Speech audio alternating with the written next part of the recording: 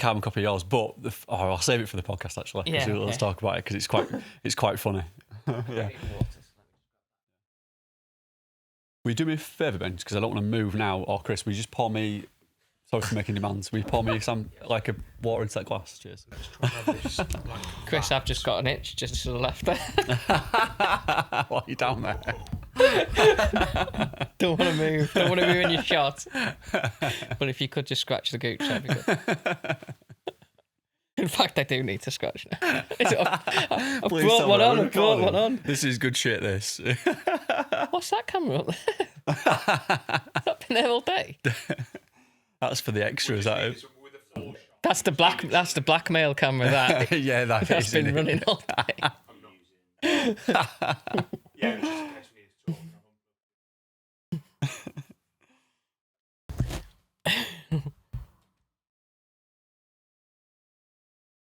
Oh, we're good to go. Yeah.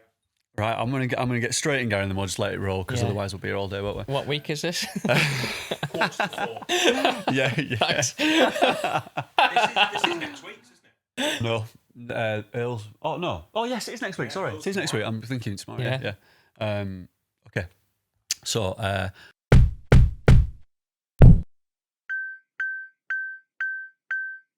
Welcome to the RUNcensored podcast with Gary House. I'm going to introduce you today first, Gary, and me, Ben Mounsey, for another episode. We're well into the 30s now. It's impressive. Still going. Not been cancelled yet. Well, we don't know, do we? But no, okay. It's definitely about 35-ish, I think. I've lost count, to be honest. Yeah. So thanks for everyone for supporting so far. Get those, let's get in there quick rather than Chris at the end. If you've got comments, stick them on YouTube and Spotify specifically. You can ask questions or leave a review on Apple. And get subscribing on YouTube too, please. Even if you don't watch it, get us over that line so that we can get to 1,000 subscribers, which doesn't sound a lot, but actually it is, I think, in 6 months on YouTube. Yeah, definitely. It's been good outside of the podcast. I know you get a lot of interaction. I get a lot of interaction. I was out on a trail run the other day locally, and someone just shouted, "Love the podcast, Gary." And I love all that side of things. Yeah, me too, mate. It's good to know, isn't it, that people are actually listening and it's not just my mum and us. Yeah, it's good to be known for a little bit outside of not just being that dick on Instagram that's trying to annoy people. But it's been good. Yeah, and we do put a lot of effort in, like trying to meet up to record this. Chris, obviously, and Ben do all the editing as well. So big shout out to them as well for the hard work. Thanks, guys. Yeah, appreciate it. You won't find a running podcast as overproduced as this. He's just nodding his back. He's not biting. He's not biting. I did think today, Gary, we could introduce the game of or the RUNcensored drinking game, should I say? Yeah. So basically, a few people have said to me, you always mention certain things every single episode. So why don't we just play on that today? And I thought, every time I mention or you mention one of these key words, you have to take a shot. So if you out on a run, you have to take a gel. Yes. It's good practice. It's good training for ultras, isn't it? Yeah. So the words, and there'll be no surprise here. Killian is the first one for me. Jim, as in Jim Walmsley. This was one for both of us. Chamonix, sports shoes, running poles, Nike Mayfly, because for some reason Tom always thinks I mentioned that. Yeah. I've mentioned it like twice. UTMB, Leeds United, Wrexham, Man United, because there's obviously some football talk in there always. Spa is another one. Pete the dog, Luna the dog, fell running. Have I missed any? We can't fit in all Chris's teams, can we? So we'll put Spurs in there because we usually. Is this words that you can't mention because it's going to be a really quiet podcast if it is? No. Whenever we mention them, you have to take a shot of something. Either a gel, you're at home, or a gel if you're out on the trail. Yeah, it depends how you want to play the game, doesn't it? Well, if Gary's got to take a drink, this episode ain't going to last more than half an hour, is it? No, not me. Yeah, if we play it, we're fucked. Yeah. It'll be the quickest podcast ever. But yeah, we thought you could play along at home and then that'll stop people from giving me abuse about saying all these words. It'll be like I'm trying to say them now to get you drunk. It's funny, isn't it? Once there's like running themes all the way through it. It's not by design. It's just people pick up on them. Exactly. Oh, another one. Strava. Forgot to mention Strava, that. definitely, Add that to the list. You can write all these down. This is going to be horrific for an audio podcast, but out the window behind Gary is a guy wearing all of those words. He's walking with poles. He's got a high-vis jacket and a waisting, and I think he's got a Man United top on. Is he actually? Yeah, is, yeah. I think it's Alex. He missed his bus.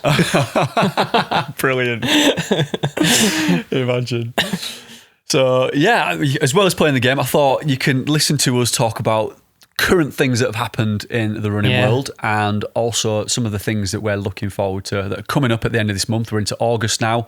Well into 2025, well past halfway, coming up or coming in hot to our anniversary, mate, in December. It is, yeah. It is summer over. That's what people. I get similar theme, but through my Instagram, and because I did a video about like summer, RIP summer, and like some of the Strava titles that people put in. Yeah. As soon as it rains after a little bit of sun or something, I always like those little things like RIP summer and wetter than an otter's pocket and all that.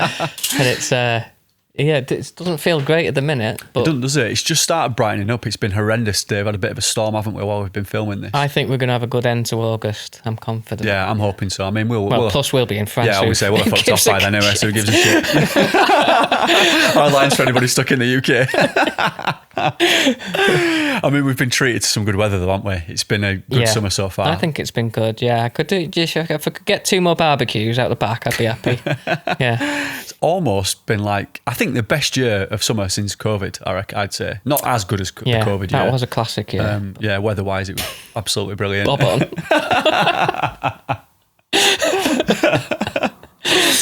Fit as fuck and tanned up. Pissed every day. My cocktail skills were immense as well. Just having minute steaks for lunch because it was getting delivered by Tesco. Nothing to spend your money on. Nothing else to do. Anyway. What have you been up to, Gary, recently? It's been a busy time, I guess. This is a bit of a catch-up episode. I know both of us have tried to put a bit more training together. I think that's gone well-ish for me. I've had a bit of leg pain in the last week or so. Nothing to be dramatic about, but it's quite. I went running with the 2 dicks recently, Gill and Lazenby, and I was saying it's quite nice to feel almost like a bit of a running injury coming on, because it is a genuine bit of an overuse, I think, rather than moaning about my old major injury. So training's been going well. I've got, as you know, I'm doing ETC as part of your party next, and then I've got Top Dret as part of Tours de Géants in September. Good little sharpener then, ETC. Experience Trails Courmayeur, 16 miles of, and I think there's about 1,500 metres, maybe straight just less. Straight up and down, essentially, isn't it? A bit up short and sharp. Yeah. My kind of race, that really, isn't it? But I was going to say it is, yeah. I'm looking forward to Pete just plonked himself behind Gary's head. He's just he's on duty now, working for Neighbourhood like my Watch. New Barnet once I go out in Turkey in October. We're jealous of Pete's mane. So the running's been going well. Work-wise, we've both been busy.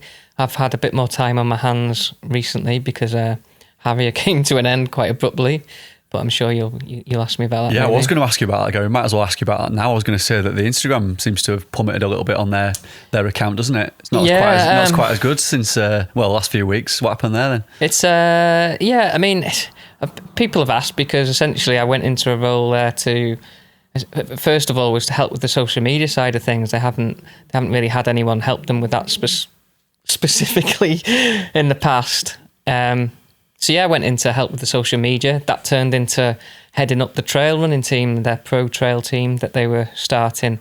And it was part of a long-term plan, build the team, test the kit and build awareness for the brand, essentially. That was my main job. And then after... So for people on the audio podcast, Ben's dog is currently licking Gary's ears. For about 3 months, it was all going pretty rosy, and thousands of followers, thousands of views. It was hard work, but we had Gilly on board doing some of the videography on shoot days, and it was a good team environment and stuff. And without going too deep into it, because the team's still there, essentially, what's left of the team, it become a little bit more strained because there was a change higher up. And I just don't think they had the same vision as there was, which is fine. That's part of business, I guess. It's a real shame though, because it is a shame. I think you were making a difference, and I'm not just saying that because I'm mates with you, but like I do look at what everybody else is doing, and essentially they're a competitor of ours, aren't they? Retail wise, and I thought you were doing a great job, mate. So I try and do a good job going into it. I know I might look daft on Instagram sometimes, but like we've spoke about, I spent a long time like figuring that stuff out to a certain degree, so I felt like I could do a good job. And I was getting hamstrung in some ways, and it was just me essentially in the end of it. So it's like just one person trying to run the social media, and then there's other people kind of posting stuff randomly on the account, which was harming the algorithm, and it just became hard work. But I was still trying to do the best I could. And the trail team was completely separate, really, because it was more I brought them on board. We had races planned for next year. I got them entries into UTMB. There was a meetup planned for September. I'd also booked a hotel to go to Santa's cinema viewing and everything, because the founder's gone through a bit of a tough time, took a step back. That's fine. But so all that stuff's in place. And then, on our regular meeting, I just got told, basically the funding's being pulled from what you're doing, was essentially what was happening. And no massive explanation apart from that. And it was, no other word apart from that. My main thing was, I mean, you could skeptically say, well, I just wasn't happy about not being paid for the role going forwards. It wasn't just that, but like that call came out the blue. I'd already planned the summer ahead. Like, it's not easy planning a household around work when I've not had to do that in the past, really. Like, little things like the kids are booked into not cheap holiday clubs because I have to do that work every Monday. Like I said, booked the hotel, sorted them race entries, all those little things that I was trying to do to help the team. And then, so the team aspect of it, they're just left without what was sold to them, really. Like, they've got no protection now. Like, they've got a contract, but there's nobody to manage them, really, have they? Not really. Oh. There's 3 of them, so the whole point of it was to grow that team. And I asked multiple times for there to be another woman runner or female runner, because I just think no matter how small the team, there should have been 50-50, and that didn't materialise. Like, I asked for a contract that didn't materialise. Just to protect myself a bit, I should have been a bit more maybe forthcoming with that, push it a bit more, but it's just based on trust, I guess. I've gone through it. I don't think I did a bad job. Like you said, from the outside, I was doing what I could. It's just come to an end. Yeah, but it's a real shame. What I didn't want it to look like is I felt like a failure instantly, because I didn't really have an explanation. Well, why can't I do the trail team if not the social media? So that was just a small part. And I felt like I was letting down the 3 team members that I'd essentially brought on board, and they'd bought into the whole deal. That's about as much as I know. And then, you know me, I'm an open book. It's not like I'm out to drag them down. I was still enjoying my role there, but I just hope that the team can push on from there, I guess. I don't know. I don't know where they sit with it, because outside of the actual like shooting the content, I was on regular phone calls with them, and I check in with them, and I don't want to say a mentor, because there's a lot of time that goes into these things, isn't it? And I've been in a similar situation at Sportshoes where when you're working with athletes, it's not an easy job, because you've got to put the time in to build relationships, to manage relationships, and it does take a lot of time. And I was getting paid for it, don't get me wrong, and obviously it's not nice when a payment just gets taken, but that's not what I was getting paid for the managing the trail team. Was not much compared to what I was putting in, and that's fine. It's like, but like you say, I wanted to do a good job, and those 3 of them are essentially friends turning into. So to just not have any contact, it's like, it seems a little short-sighted to me, to be honest, Gary. And I spoke to them since, and I've spoke to, and we're great still. So it's, like I say, I just hope that, from my point of view, there's no protection now from them, and that might sound a bit dramatic, but they'll get asked for more and more and more, And yeah, they've got their head screwed on. So yeah, but you almost need that person to manage it, to be a filter and to manage expectations, don't you? But I think so. Yeah, I think it does need. Yeah, someone needs to do it. I think the problem they've got is there's not a single runner in that company now. Yeah, and that's difficult for a company that is selling running product. Yeah, and again, I don't want to go, but that's a simple truth. Yeah, it's outside of the 3 in the trail team, there's no runners in that company. So it's like, where do they go to? Who do they speak to? Are they as understanding when they're just bean counting essentially? So that one door closed, but then at the same time, and that's the other thing, I've turned quite a lot of stuff down, whether it's little jobs with brands or whether it's more coaching clients or whether it's, I've been working with Hugh on his races, helping out just when I can, but now I can do it a bit more. So the beautifully brutal stuff that you've been to, like they organised the Ultra and we had him on and everything. So it's just allowed me to do a bit more time on that, and it's allowed me to spend more time with the kids over summer. So I can't complain too much, mate. Yeah. And we've got some exciting things lined up. We'll talk more about it at the end of the podcast, but I suppose I've got some free polls for you if you want knocking around the house. Brilliant. Somebody's just taken a shot there as well, haven't they? The mention of running poles as well. It's been a busy time though, hasn't it?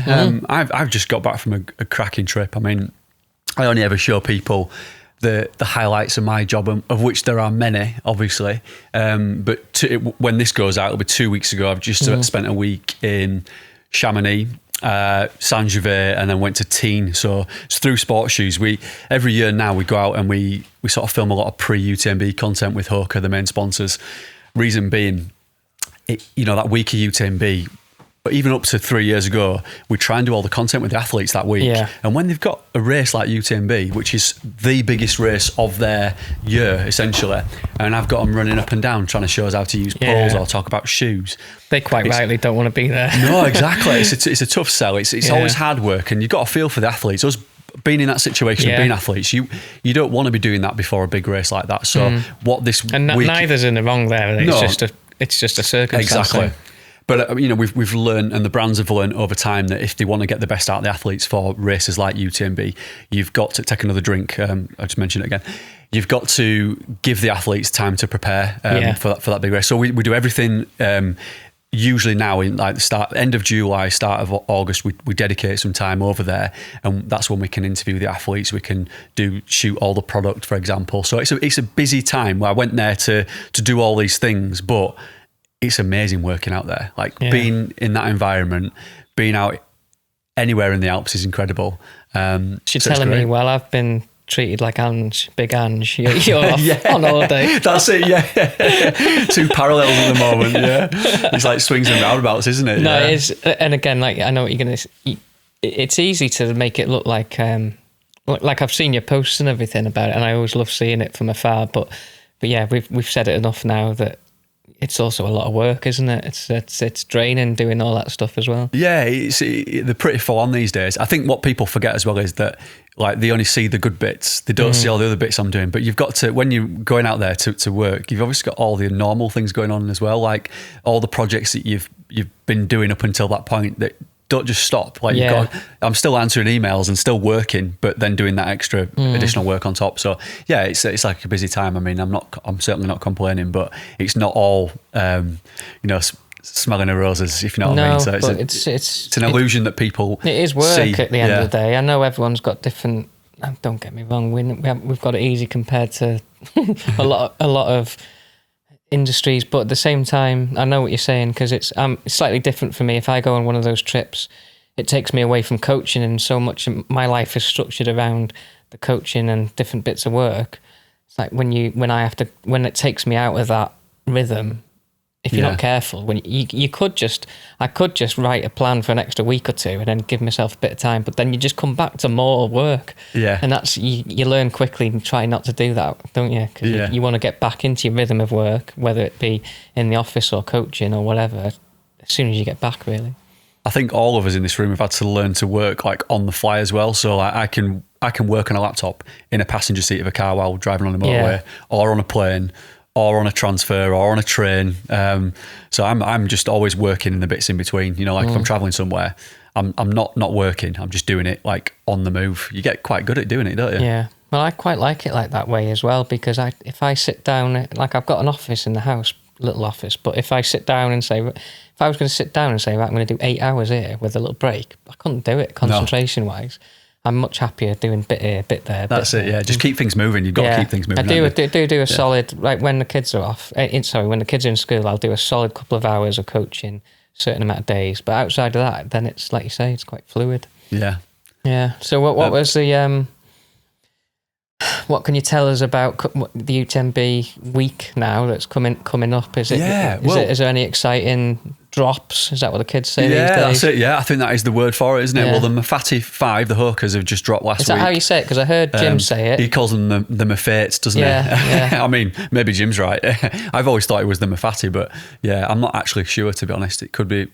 Yeah, it's one of those where I think depends how you read it and how you want to pronounce it, but that's that. I mean, that sounds like a main course at my local Indian.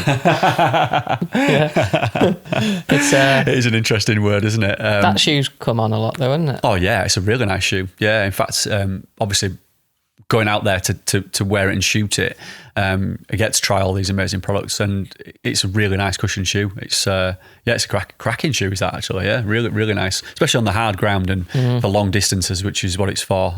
So that's essentially their UTMB shoe for this year. But then, you know, for UTMB, you could wear Tecton X3, which is what the pros are probably wearing. I mean, Jim Walmsley, for that race, he'd be wearing a version that he's probably prototyping. So what I did notice was, and we did some interviews with the athletes, all the athletes chose different shoes when I asked them. That was one of the questions. And, you know, if you're a short distance racer, a lot of them were going for the Zinal 2, but most of them were picking, you know, like Speed Goats or, Tecton X3 or Mafati. Similar to when I was out with ASICS last year, we did bits with the athletes in between, and there was a big question about the shoes, and it was not surprising, I guess, but a lot of them did have different favourite shoes and stuff, and it's just the way. Yeah, there's a specialist shoe for everything almost now, and then there's different versions within brands and stuff. What you also find as well with a lot of the athletes now in certain with certain brands is that they're not actually wearing a mainstream shoe. It might be a slightly different variation of what we can buy as a consumer, like, you know, on the shelves. There's no better testing ground in these weeks when they've got all the athletes together and they're racing or something. That's the time to be putting them through the paces, I guess. Oh, definitely. Yeah, without a doubt. It's a nice part of the job, though, getting to spend time with the athletes, because now this is essentially like the third or fourth time where I've spent quite a lot of time with Jim Walmsley, for example, and you do get to know him. Like, you get to, and it's really nice, you know, like, because you see him on the TV, you see him on Instagram, and he's a really nice guy, mate. Yeah. Like, super nice. Well, they all are. Like, the athletes are just normal people. That's what you forget. Like Hayden Hawks, for example, you're chatting to him about fishing off camera, and he's just a really down to earth guy. But I've not met anybody yet that I thought, do you know what, you're a dickhead. Hayden was there after, because obviously Robbie coaches him. So after, because he won CCC last year. That's right, he? yeah. Next day he was out with, it was like him, Scotty Hawk and stuff. And you're right, it's just like, they're just chilling in Chamonix, having, like, chatting away and stuff. And it's you forget sometimes, because if you just see them in the aspect of selling their races or running and stuff, it's like, they're just relaxed runners at the end of the day. Definitely. Most people, there is the odd one that you meet that's like, I think he'll do well at UTMB, actually, because he had a great CCC, didn't it? Although he's carrying a bit of an injury, so he's just coming back to it. It might be that he doesn't race yet because he's still testing his knee. Okay. This is the other thing. So we go out to film all this pre-UTMB content, and actually some of the athletes will say they're running now but won't make the start line. And there's quite a few. I'm not going to mention any names because I don't know if I'm allowed to or not, but there are a few big names that aren't doing certain races that, when you look at it on socials or on the website, it says at the moment they are. They're always on the list for up until, Yeah, it's really difficult because you'll plan a lot of content around a certain race and a certain person, and then you might get told halfway through an interview, oh, they're not actually doing it. Yeah. You find that out, and it's a nightmare because you'll have built the whole interview around it. It's happened a few times to me, and I filmed some amazing content with a North Face athlete, I won't mention it, 2 years ago. and I had this amazing like interview and reel, and then they didn't end up doing the race, and it was like I had to throw all that content away. So gutted, yeah. So it's quite difficult to manage because a lot of the time the brands don't know. Something can happen, athletes get injured, or they've never any intention of doing that race, but they've kept their name in the hat. But it happens, doesn't it? It's like we've all trained for races and had to pull out last minute. Oh yeah, it's no guarantee, is it? And the stakes are higher for them, so yeah, they're less bothered about whether that reel goes out or something that they did a month ago. Exactly.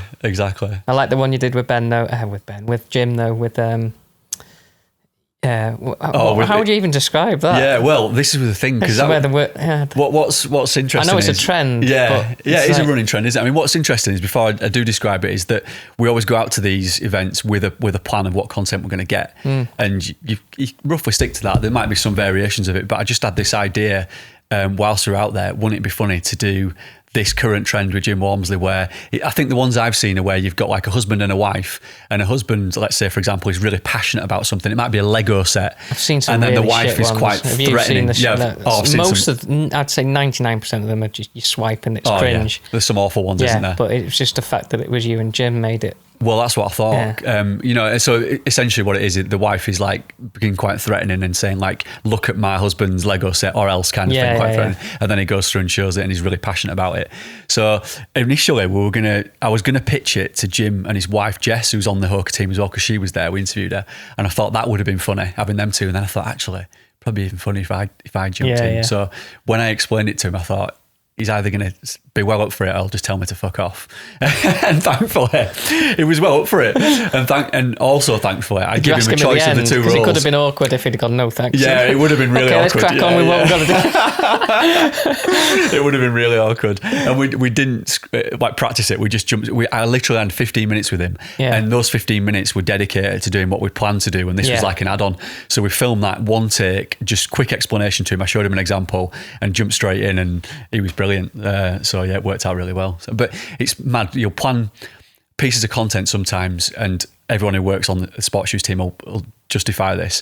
And hours can go into planning it, to editing it, and it might perform okay. And then you might shoot something like that on your phone that takes 15 seconds and it outperforms everything. I've told you this before. There's some of the ones that I know that will do a certain way, but like, and the algorithms change and everything. But sometimes, like me on my own, I've spent a full day going out shooting a 60 second and editing it down to 60 seconds, thinking it's amazing, and it will flop essentially. And I've done ones that I've just randomly done out on the trail. And they just take off. Shot on a potato and done it, and it's gone essentially viral. It's like you can't get too stuck down with things. I don't think. It's mad, isn't it? Sometimes you just don't know. I mean, I had a feeling that one would do well because I always think as well, it's nice to do something a bit different, and we always try and do that with our content, don't we? Because you just end up producing the same stuff all the time. Buy this shoe, buy that, or pitch it in the same way, and things work generally, like in that format. But does it really cut through all the noise on social media now? Some of the best brands out there doing social media well. It's difficult for you as a retailer doing what you do, but I think some of the best, like I call them small brands, up and coming brands, or trying to grow, when they're trying to do things organically, the best ones, they're not even selling their product. They're almost just telling a story, or it's the journey, or whatever it is. Yeah. This is part of the headbanging we had with Harrier to a certain degree. It's like, what will happen now with them is it's just going to turn into advert, and they'll put a bit of budget behind it.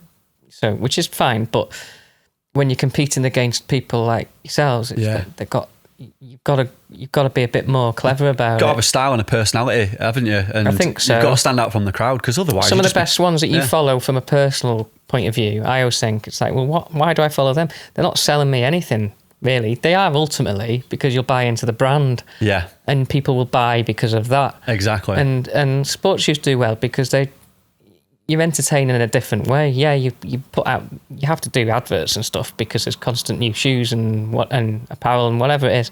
But also, you like sports shoes specifically put a lot of effort into the content about whether it's the blogs, whether it's the little pieces to camera, whether it's the entertainment thing. So that's part of the reason why it's such a success. I think it's not just being the best L-boys. It's like you've got to put out the best stuff overall to be the best. I think. Yeah, you have. Or do it completely differently if you've got zero budget. Yeah, exactly. And which is what I like. never paid for paid ad or anything. But so it's there's different ways of doing it. But yeah, you're right in what you're saying. Like you've got to put different effort in. Yeah, you've got to have a focus. I mean, we've got a really strict, like, we've got 3 muses at Sport Shoes, the customers that we're aiming towards, and the style of content. So if it doesn't fall within one of those 3, then we just don't do it. And that's the way we've got to be. So it has to fit into what we want to, how we want to look. Yeah. The style of content that we're going for, and the I always people say we're you've got towards. stuff that's going to put out, like for me as a smaller person, like obviously one person, some stuff I put out will be almost like experimental, but it's still, you're still getting data from that, because it's like, right, okay, you can even, how much of that video did people watch? Did it drop off? Okay, the hook was crap or whatever. So you can learn something from everything. You've got stuff that's designed for people that have never seen my stuff before. Then you've got stuff to entertain the people that are already following you. And then you've got for me, it's the stuff, right, the biggest fans that might want me to coach them or work with them is not even on my thing. It's in the stories and stuff.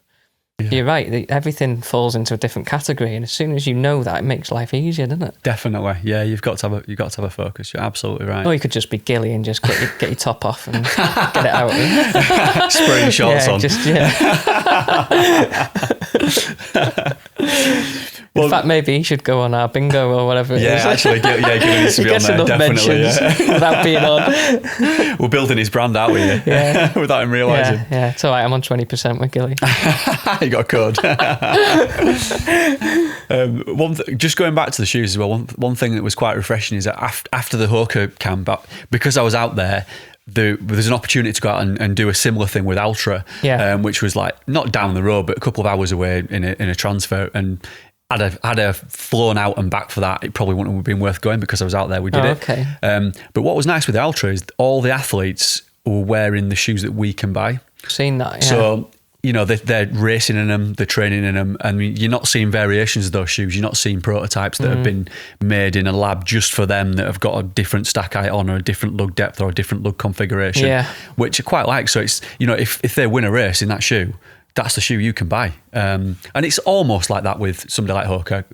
It might only be a slight thing that changes, because you're still using the same technologies and the same foams and, essentially the same lasts. But yes, sometimes there is a slight tweak, and it might be that whatever Jim's running in at the moment, for example, for Hoka, is probably something that he's designed or is testing and trialing for a future product. It kind of depends what kind of athlete you've got. If you've got a Jim or a Killian, whatever Jim wears, you'll sell a hell of a lot of that shoe, won't you? Definitely. So that's why they get that's why you can afford to do that with a Jim. I think it's so it's good to see how different brands go about it, and it's good. I think they're seeing more and more that the Altra, and what I like is the content's been good from Altra. It's getting better and better, but not only that. I hope they don't mind me saying, the shoes have come on tenfold. Yeah, they have. Yeah. Yeah. So like the first, I had them 5, 6, I don't even know, quite a long time, when they were quite bulky, like a Velcro strap across it, really wide, like really weird, just like basic laces and stuff like that. And we're going back a long time now, really. So, but I like them because of the foot shape and stuff. And I did a lot of my coaching in them and stuff like this. And I'll give them their due. They last quite a long time on the trail, because they've always been like Vibram and stuff. So last, basically, they were my work shoe for a good long time. And I got sent a recent pair, that one that they've done a collab with Saw. That's nice, mate. That whole collection. So it was via Saw, not Altra. But yeah, I was just so impressed with how much it's come on.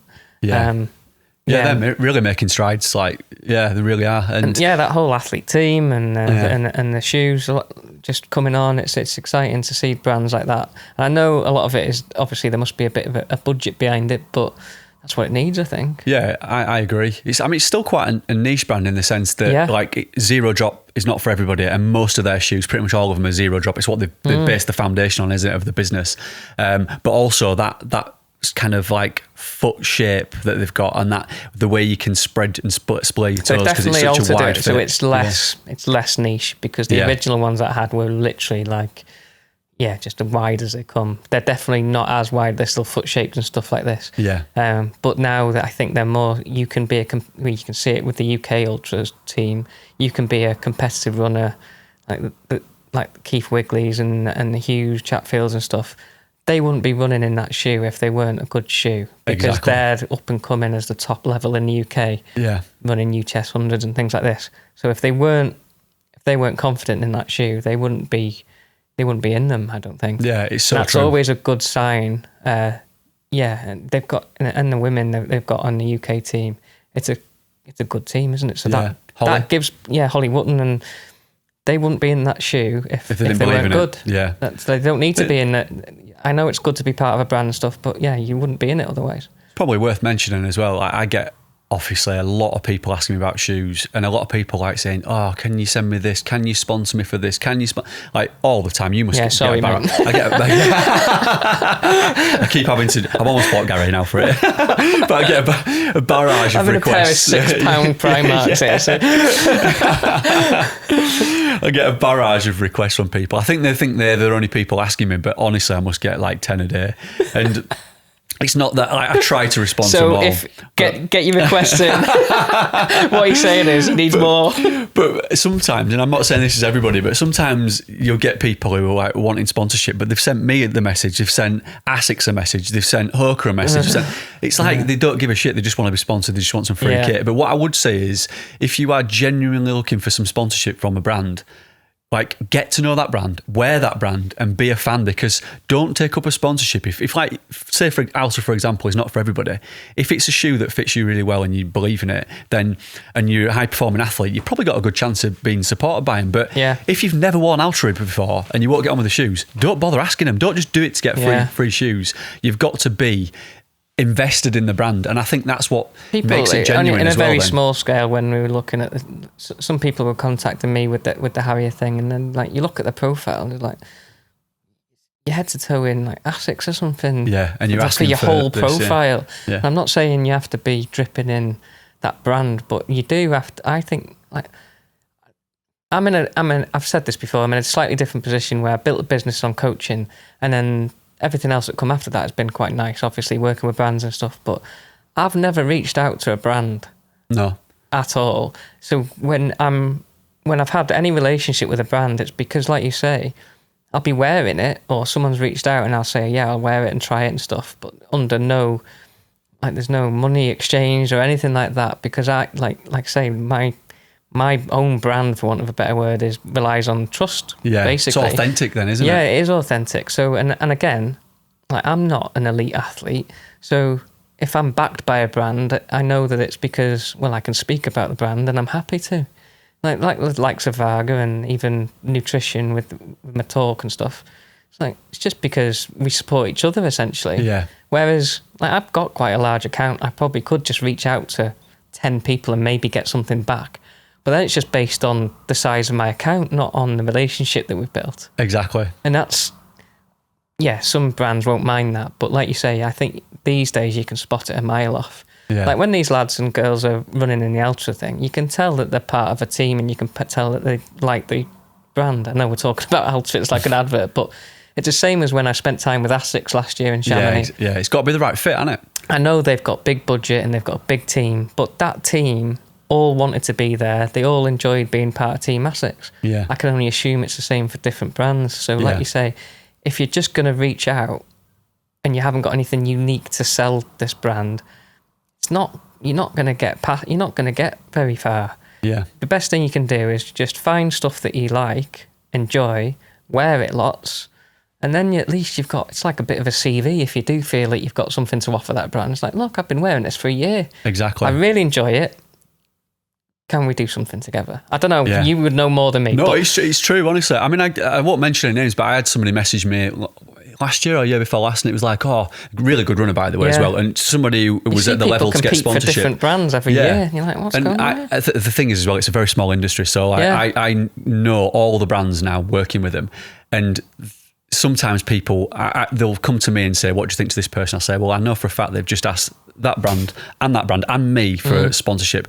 Are they that genuine? Do they really care about the product? Yeah. And this particular person said, do you think you can get me sponsorship with the North Face? And let me be honest, like they were at a level where a brand would probably sponsor them, but they'd already had about 7 sponsors and they'd never tried the North Face. And I'm thinking, well, why would you want sponsorship from them when you don't even know what the footwear's like? You might not even suit you. Like, you're obviously not a genuine fan.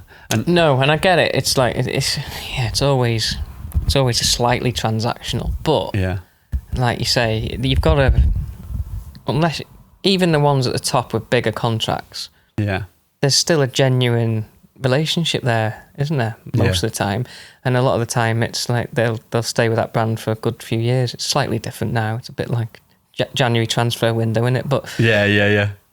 But that's the nature of the sport. If you're not at the top elite level, then you've got to offer them something. You've got to offer at least trust that you like the product. That's true. I can't imagine no matter what level of runner I be at, just contact the brand and say, all right, you fancy working together because I finished third at some fucking tin pot fucking Ultra down the road. It's like, which is what happens, I imagine. Isn't it? Honestly, mate, yeah. Or I'm raising money from a fucking nan's dog or something. It's like, honestly. But I tell you what is exciting though, and when we do these camps, it's good to see like a lot of. Keep talking, Ben. But other Ben, you're sorting your microphone now, are you? This is feeling like it's a bit loose. Needs a bit of testosterone. Ben. Might have to get Ben in to just tighten it up for you. Gary's flopping around. Gary's gone like, soft and needs tightening up. Yeah, I don't really know. Sorry, mate. No, what is exciting, Gary, is that there's a lot of really good British talent in terms of trail running now. And you know, at that Hoka camp, for example, Chris Jones, Gemma Hillier, Moses. Yeah. Actually, shout out to Gemma because she's an athlete who had multiple sponsorship offers and went with Hoka because she tried the shoes and loved them, and it was a genuine connection. Yeah. And I respect that. You know, she didn't just go with the first brand that threw themselves at her, and also she didn't go with a brand that she didn't like the shoes of. You know, she didn't do it for the money sort of thing. You know, she did it because she wanted to wear that shoe because she liked that shoe.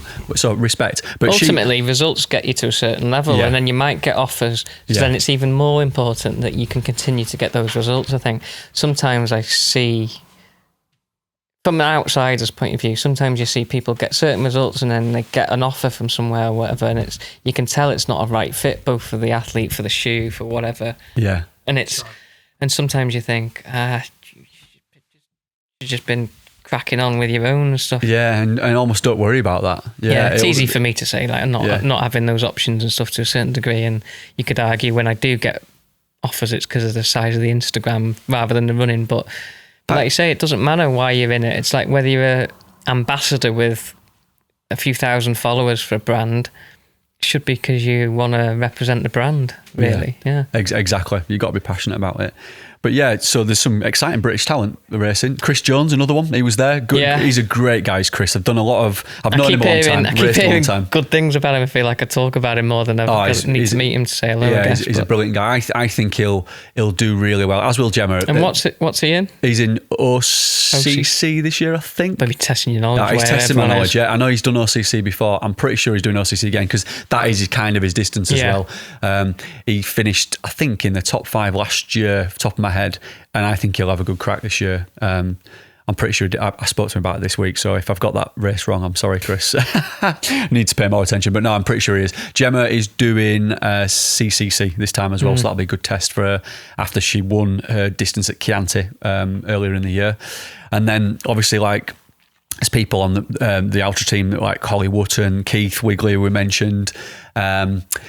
And it's good to see some British talent. I mean, the problem this year is that the world champs are clashing with UTMB this year. So you've got to choose your priorities. So if you've been picked for GB to do the world champs, which is in Canfranc in the Pyrenees, you essentially can't do a UTMB race, and that's a clash that it's gutting really, because you want to see the best people at UTMB, but you also want to see the best people at the world champs. Yeah, the world champs, don't you? Yeah. So it's a real shame that's clashed, because it means that, you know, some people will be taken away from those UTMB races. Obviously, you've got John Alban now stepping into UTMB this time, which will be interesting, going against the likes of Hayden Hawkes and, you know, the main protagonists over the last few years, the people like Jim Walmsley, although I don't think Jim's going to be running this year, which is a real shame. I know he's down on the entry list, but I don't think we'll see him toeing the line. Yeah. So yeah, it's super, super exciting. I feel like it's really come on. I've mentioned this on previous podcasts, haven't we, about British running really being put on a pedestal now. It's always good, because it's good that they put themselves out there, because the easy option is just to stay in the UK and or cherry pick races and stuff. But yeah, it's like these because as soon as you step out into UTMB world, it's a different ball game, isn't it? So it's good to see them tested, and it's also a good litmus test. I always think, like, what are our best runners in the UK? How are they lining up against the lads and girls from the US and France and all this kind of thing? The big mountain people. One name, I'm gonna throw at you, Naomi Lang. Did you see her race at Golden Trails? Tell you what, mate, she is absolutely flying. Yeah. Really nice as well. So I'm dead chuffed that she's doing so well. But she smashed it at Mont Marathon. She was third a few weeks ago. An amazing race there.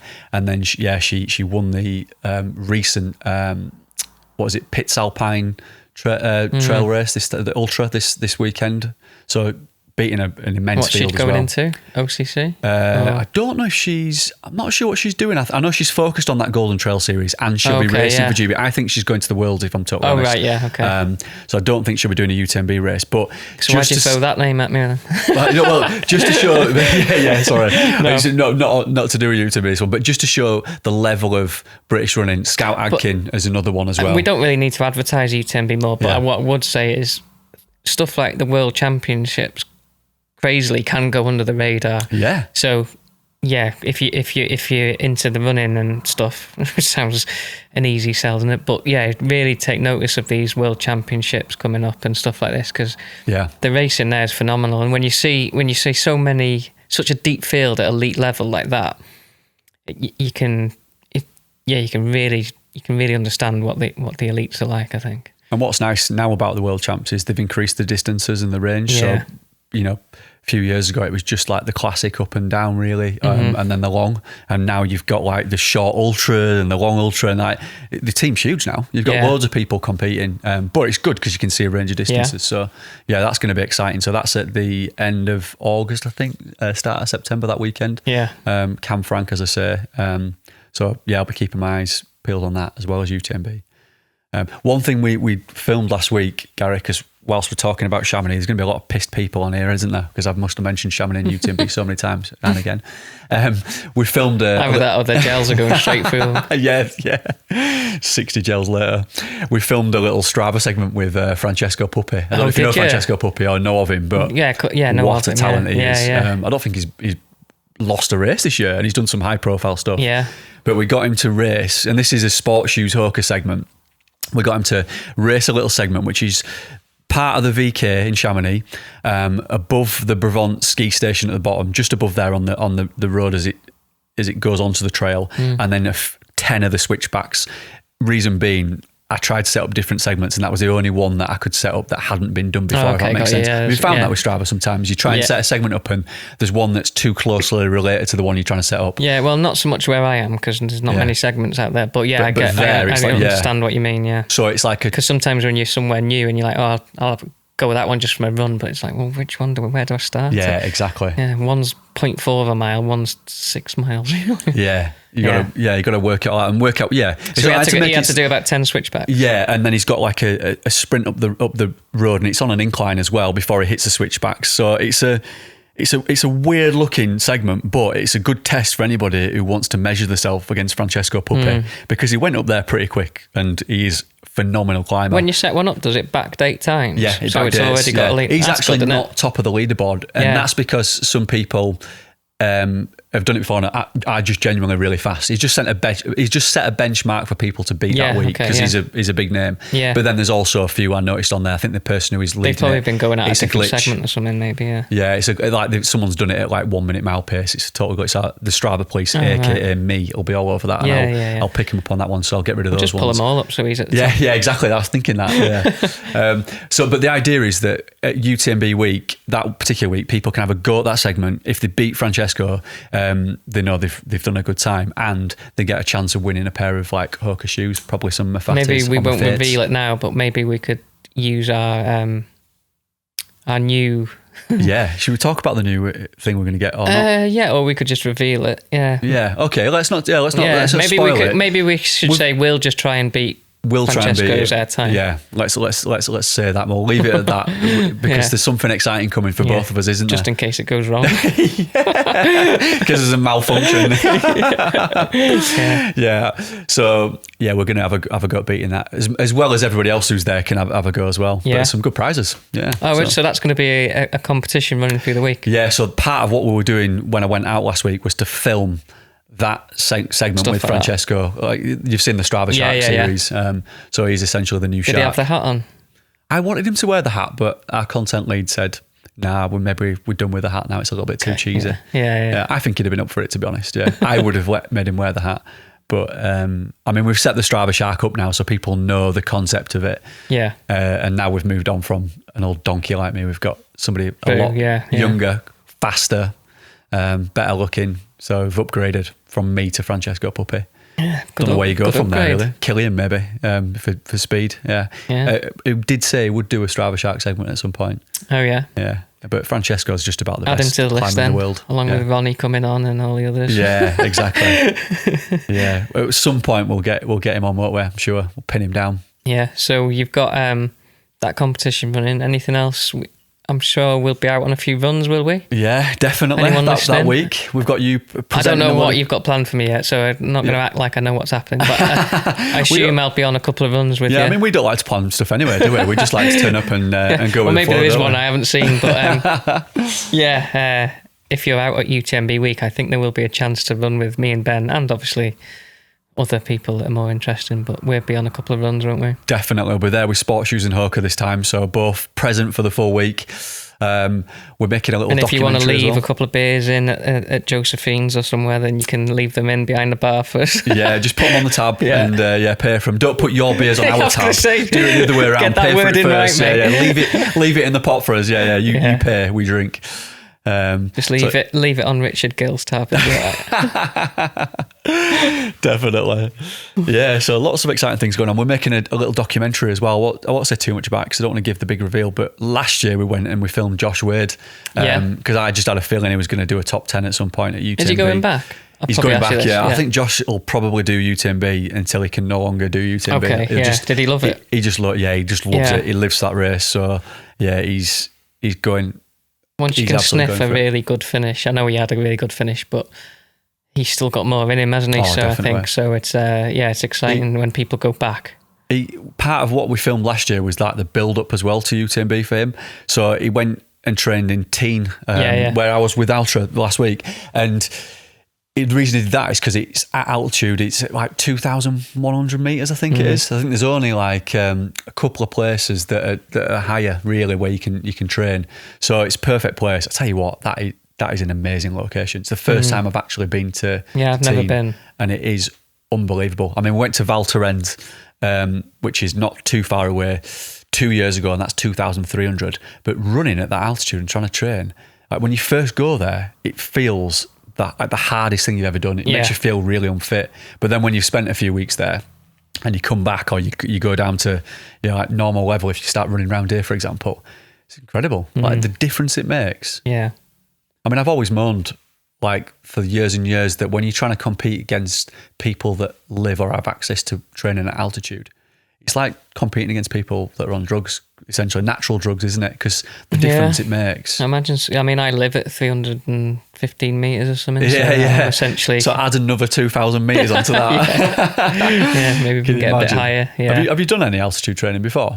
Not like specific blocks, if I'm honest. It's like once I started getting into that proper, like the alpine running and stuff, I had the kids, so it was hard to get out for a race early enough, to be honest. And there's only been twice in my life in these big races that I've really felt the altitude. Once was at Maxi race at Annecy, and it was I think it was a mixture of heat as well, to be honest. Yeah. Because it wasn't you're not massively high around there.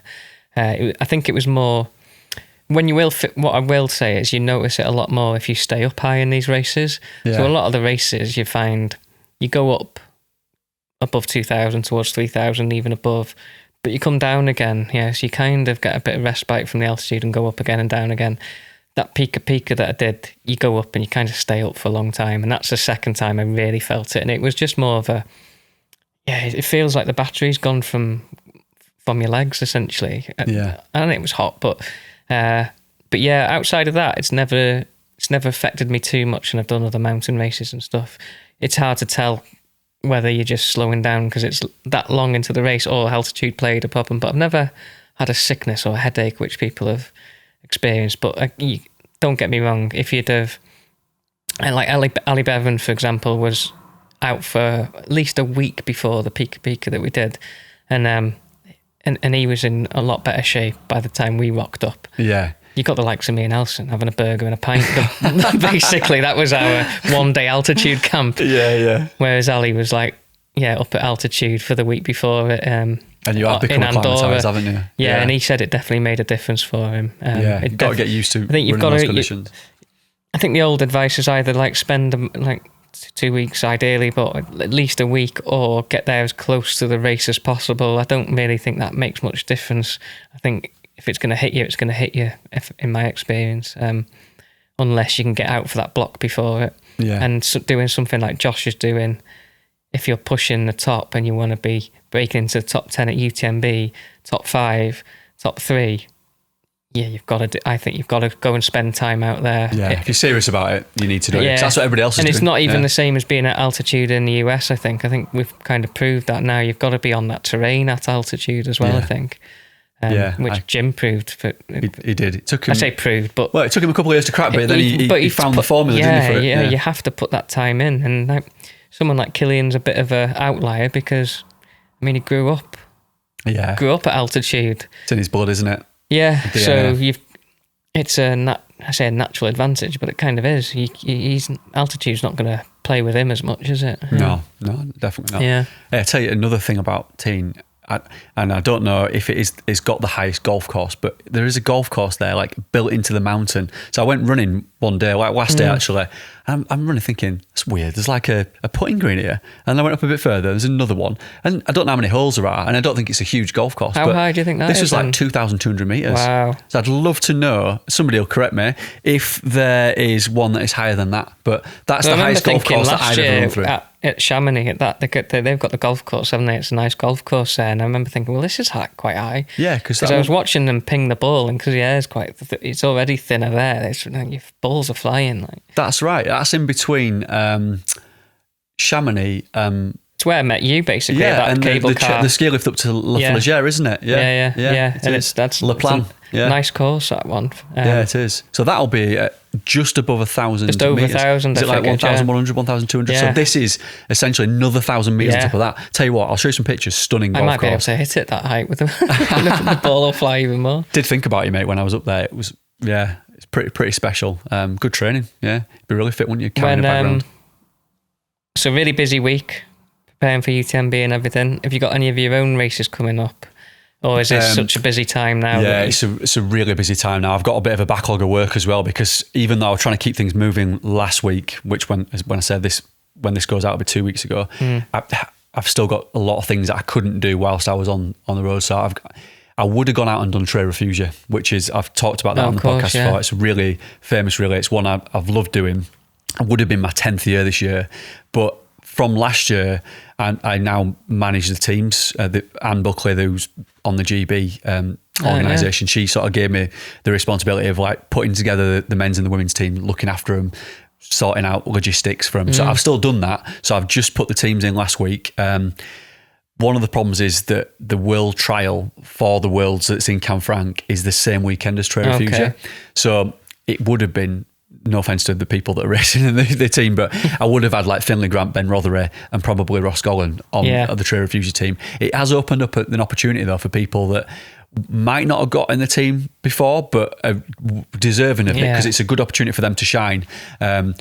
So I've just sorted the teams out for that. That's going to be really exciting. It's not like you're swapping them out for us, is it? It's like no, exactly. No, and the people who are on the team have earned it, and it'll be a great experience, because that is a phenomenal race. And that's another one where you're starting at altitude. So I usually do leg 2, which starts at 2,100 meters, and then you're running up to about 2,400. Yeah. I tell you what, mate. It's serious, that. It's serious. You start on a really fast descent, and then you're straight into, like, when I say a climb, I mean an actual climb. You're wearing a helmet, you're on a Via Ferrata section, so you're climbing up ladders, and like you're using your hands and your feet.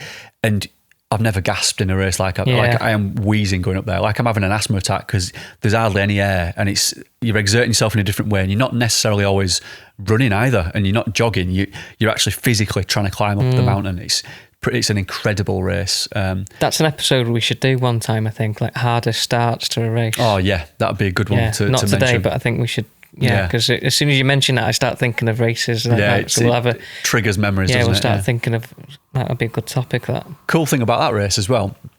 It's Tre Refugi, obviously 3 refuges, and the first leg is a climb. Second is the Via Ferrata I just mentioned, and the third is a downhill. So you're putting together a team that have got strengths in all those different departments. So Ted Mason, for example, he's going to do the down. He's done it 2 or 3 times before. So he's got a great time. So he's going to do the down on that. So he's someone who's a downhill specialist. And then you've got Dan Howarth, who's for the men, he's going to be on the climb. And then you've got Tom Simpson, who just finished 4th at Borrowdale, which was the second to last English fell champs this weekend. He's flying, and he's really good on the technical stuff. But when you get to that first refuge at the top of the climb, which is the changeover for 1 and 2, you're in Italy. And then behind the refuge is a little lake. And behind that is another refuge, maybe 600 metres apart, and you're in Austria. And as you're running around the lake, you don't run around the lake in the race because you stay in Italy for the race. But if you're recce in the route, you can run to the next refuge. And the style of the refuges is totally different. One is typically Austrian, one is typically Italian, and they both serve different food as well. And as you're going across the lake, your phone signal changes from one country to another. Switches over. It's mental, like absolutely mental. So it's right on the border, Carnic Alps, next to the last town in the Dolomites. So you've got all that kind of typical Dolomiti terrain and landscape. But that's an amazing weekend because after it, as most Italian or European races are, you've got a huge party down again at altitude. And it's just a great weekend. So at some point we'll have to go out and do that. I'd love to have gone. Those races are... ones that you've got to go and experience, I think. Oh, 100%. Yeah, it's one of my favourites, that and as I've said again before, Trofeo Venone. But yeah, I would have raced it. So that would have been my next race. But because I've been so busy, I'll be honest, I've neglected my running a little bit. I did 7 races in June and into July, like almost racing every weekend and midweek. Now I've got a bit of a lull because work's just picking up.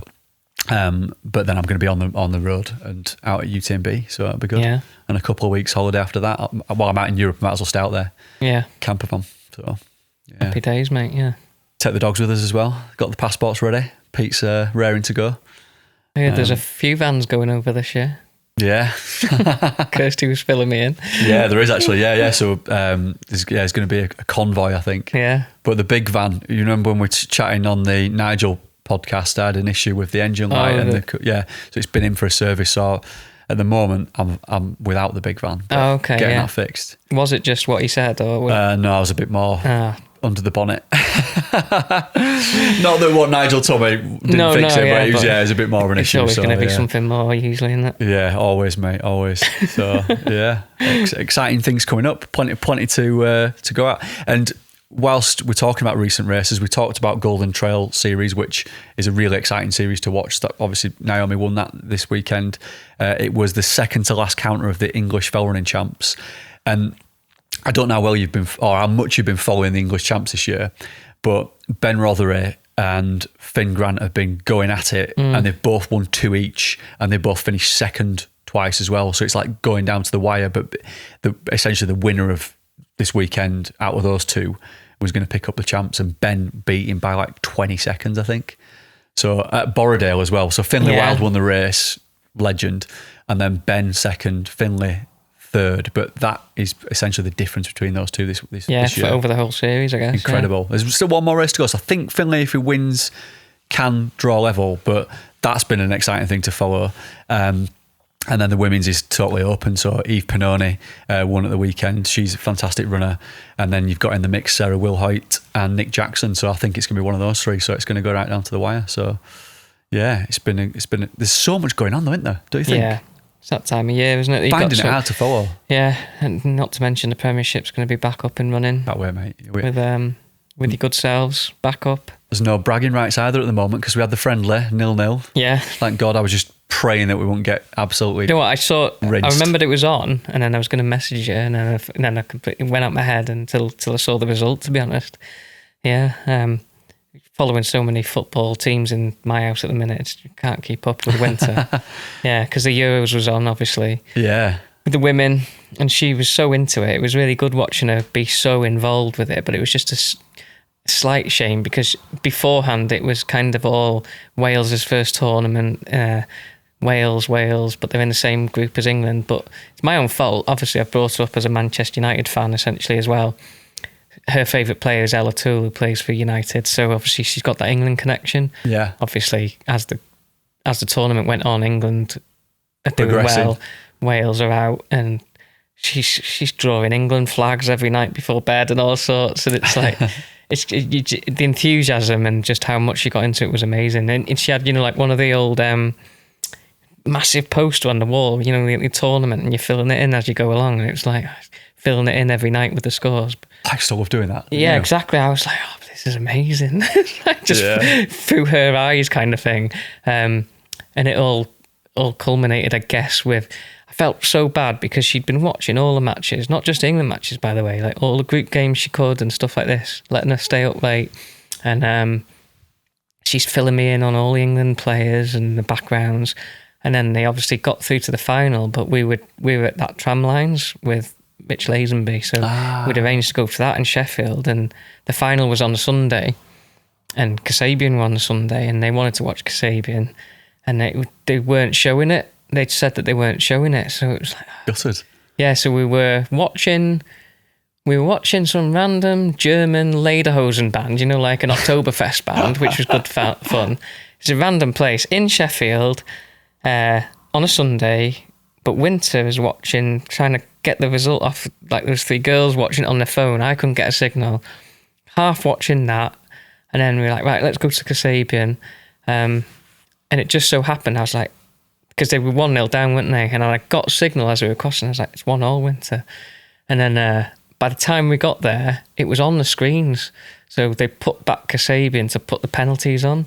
So like she's on my shoulders and we're watching the pens, and thankfully it went England's way because I think she'd have had a complete meltdown a bit. Tell you what, it's actually more exciting watching the women's penalties because when you're watching the men's, and like I think the standard of women's football is brilliant, by the way, and I'm a massive advocate for it, but there is a genuine 50-50 chance they're going to score, whereas with the men's I'd say that the percentage is higher, and it's usually not as exciting, is it? Maybe one person or 2 people and might like miss the men's game. The standard of the football, like the women's, I was fully into it and everything, but you're right, with the penalties, I think what it did show is if there's a bit of difference, obviously, like you say, I mean, it is like you watch a men's penalty shootout and it's you expect it to go in, whereas there was some jeopardy with the women's. It made it much more exciting, didn't it? Yeah, and it was exciting, but they made hard work of it, obviously, just to get there and then to get to win. It was obviously she's speaking for days, and so she's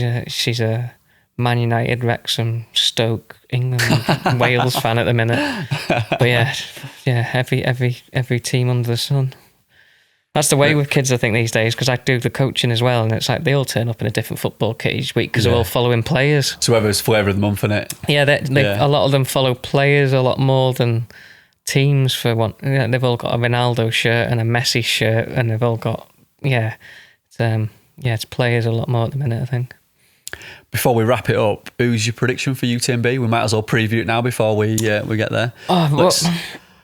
I don't think Jim Walmsley's going to be running. I don't know who's going to run. Yeah, so I'll give you some... Give me some favourites. I'll give you some big names. So we know Hayden Hawks is going to be... We'll do the men's first. Yeah. Hayden Hawks is going to be in the lineup, as is John Albon, as is Tom Evans, I believe. I don't think Killian's going to be there. Vincent Bouillard, who won it last year. Yeah. Sort of came out of nowhere. They're probably the biggest names, I'd say, unless I've missed anybody. I would say probably one of those, but you never know, because... Nobody would have predicted Vincent last year. No, but with hindsight, you could predict him again, potentially. Yeah. He's done it. And it was a good time, wasn't it? So, yeah. I don't know. It's quite good to have, I don't know. Rod Favard as well. He's doing it. He's another hooker athlete. He's close. I don't know.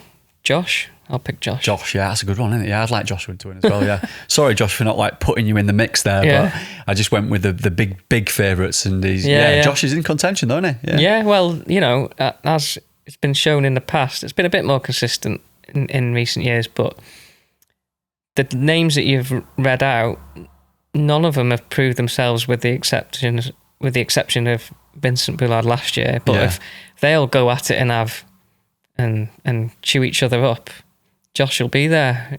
One thing for Josh is, from what little I don't know him personally, but he's consistent and he sticks at it. So, and that's part of the reason why he was successful last year, I think, wasn't it? So yeah, if there's a few big names out and a few big names chew each other up, and some of them carrying a bit of a knock, and half of them could pull out by Courmayeur, he'll be there. Exactly. As will our mate Andy Berry. He's going for Andy's there. Yeah. He'll be in. Yeah, I'm excited to see. It's quite nice. I love seeing Killian and Jim and Francois Den run that race, but it'd be quite nice to see a load of people that have not proved themselves. Like, you can throw Tom Evans in that mix because he's not proved himself at UTMB. Yeah, he's podiumed, hasn't he? He's never won exactly. it. Yeah. As in, not. He's from what he said, he's not had his best day there yet. So yeah. And sometimes you can have your worst day by trying to have your best day at that level. So yeah, there'll be some big names that drop out. They're not all going to make it. Speaking of which, I know he's been, I think, 11th before, but Tom Jolly, depends how horny he is, I suppose, doesn't it? Like, if he's feeling a bit frisky last checkpoint, he could blow it, couldn't he? First wanker home. No, he's a great lad, Tom. He's a great lad. I don't clip that one, but yeah. It'd be good to see him do well. It'd be great to see a good, strong British contingent in the men's field. How about the women's? So women's now the big story, and this might be the first time, I would say, where the women's, I said this to Chris yesterday, the women's, I'm not saying it's more exciting than the men's, but it's actually a bigger story because you've got the two best in the world going at each other. It's a bit like when we had Jim and Vincent and Killian go at each other at Chianti. Here's one for you then. Go on. Sorry, you've got Katie Scheider and you've got the goat Courtney Dauwalter. So who's to say one of those two couldn't win overall? Yeah, it's a point, isn't it? I mean, again, they race well, those two. They're certainly going to be up there. The men chew each other up. Yeah, you never know, do you? You never know. But I mean, it's going to be a tough call. I'm going to go with Courtney. I'm going to say I think Courtney will win. I'll choose Katie then. You know, Katie, right? There we go. So I love Courtney and I love watching her, and I love her whole personality in trail running. But I also love the way Katie's gone about her training and racing. It'll be close. Yeah, it'll be close, and it's a difficult one to call. I just hope they're, fingers crossed, because like you say, we don't know. I hope those two specifically, I hope they're both fit and healthy on that start line. I do, and I hope they both make it to the finish, because I think this is the first time, if that's the case, where we really see them go at each other. Best part about that race is usually when you get some complete nut job running off the front, because we know how fast the elites are running at the start of that race, and if you watch the beginning of the UTMB, they're like, I don't know, sub 4 minute Ks running down out of Chamonix. We set a Strava segment up a couple of years ago, and we set 3 up actually. We did the full VK for a climb. We did the first, I think, couple of miles, which were 5 minute mile pacing, by the way. Exactly. So they're flying out. And the last descent, which is they're flying out, and there's always someone that's off the front that takes it on. A good always couple of minutes or couple of K. They're obviously going for the Sports Shoes prize, weren't they? For like 50 quid voucher or whatever. It's like watching the cycling where they just send up someone up for the sponsors. I think there's a couple to get the name on the front. Isn't first hour I'm going to be on TV. Definitely. And you see them combust. I can't remember the lad. Was it last year? He was off the front, complete suicide pace. Yeah. And he got spat out, but he did finish, and he finished fairly high up. Top 50 or something, but still, usually they just go back and DNF. Yeah. But this chap hung on. I can't remember his name now. We've also, just going back to the men's, I'm just thinking Ludo Pomeray. He could be he's over 50 now, and he do hard he's not slowing down. Did he do hard? No, he didn't do hard rock. He did. What was the race where he beat Matty Blanchard? It was a big long race, but he is running. I don't think Francois Dane's running again this time, but he's obviously the most successful with Killian, isn't he? They both won 4, but he could be in the mix, definitely. It's going to be really interesting. Could be wide open then. Yeah. Also, Hakeem Lopez was 3rd last year, so let's not rule him out either. And then just going back to the women's, Katie is the record holder, so let's not forget that. So Courtney's going to be going to try and beat that time. But as is Katie, so let's up this fireworks. But it would be really nice if we could do a podcast out there, wouldn't it? And that's the plan, I think, jump on isn't it. it? So, Yeah. So it leads us nicely into. It might not be as highly produced as this, unless someone wants to quickly sponsor Chris to spend a week out there. But we will do our best, I think, won't we? Yeah, we'll set up a GoFundMe page. Get Chris out there. The dogs will be out there as well. Watch this space. I think we can make this happen. Just write an email to Ben for sponsorship. He loves them. Yeah, send me an email. My name is Chris. Shit which brand it is. I make a podcast. Just email all the brands and email me. Yeah, somebody. How would you do it? I'm sure. Podcast. What would you do as a podcast? Without you or with you? No, if I came out, how would we do it? I know what I'd like to do. Oh, just have half an hour in the hotel. Yeah, we're in a bar. I think it'd be really cool if we knew when somebody was about an hour from home and started a podcast and let them finish. So like we saw. You couldn't do it at the finish, mate. It'd be a bit crazy, wouldn't it? Yeah. But certainly I'd like to do one. There's no way even you could set up as a.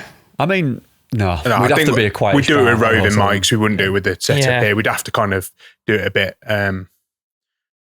Would be a fitting tribute though, because like last year, the day of UTMB finishing, the same day, a few hours after the race, that's when we decided to do the podcast, isn't it? That's right, actually, yeah. Will it be about our 40th episode as well? It'll be the anniversary of its inception. Yeah, it will. Is that the right word? So we'll celebrate with a few pina coladas. Did you and Ben? No. You mean when you phoned me and said, "Can I help you record a podcast?" No, that was months after. No, I think it would be good. I think it'd be good. We've started putting a bit of content out now. We've got a couple of episodes where I'm mentioning it, so I think it'd be quite fitting to get out there. Definitely do something, even if it's just me and Ben on a phone shouting down at Chris so he can record. Voice notes. Just put all our voice notes together. Yeah. Edit this together, Chris. So yeah, we'll leave it there for now. UTMB in a couple of weeks, just after this goes live. Yeah. We'll see you. Don't forget, if you're going to be out there, maybe comment, and then you'll find out about when me and Ben are. Well, you'll find out from Ben when I'm going to be running. Yeah, I might take over Gary's social if you'll let me. That's it. While he's running. Yeah, that'll be all right. Yeah, you can. Trust me. Yeah, definitely. You can do that. I'll do a job on it. Yeah. So yeah, we'll be cheering Gary on at ETC. We'll be out there. Comment, leave some likes, get in touch. We'll let you know what we're up to, and you'll see it through the Sports Shoes channel and our channel and the RUNcensored Instagram as well. So without further ado, we'll see you next Tuesday, and we might see you in Chamonix. We will. Yeah. Happy days. Good stuff, lads. Nice one. Current affairs, what's to come, all good.